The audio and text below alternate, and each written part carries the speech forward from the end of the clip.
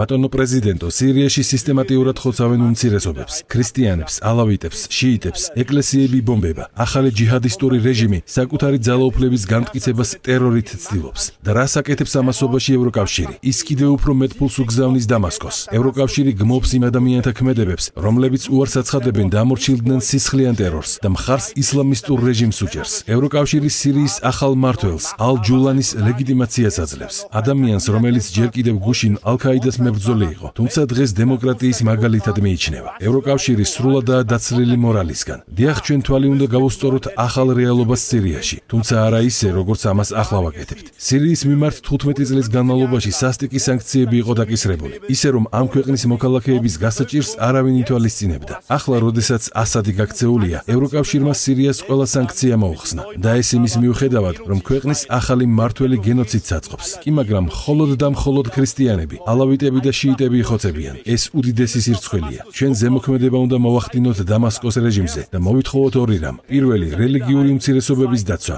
და მეორე, სუნიტი სირიელების მასობრივი რეპატრიაცია ევროპიდან. გამოიწერე და გაიგე ამბები ლიბერალური ცენზურის გარეშე.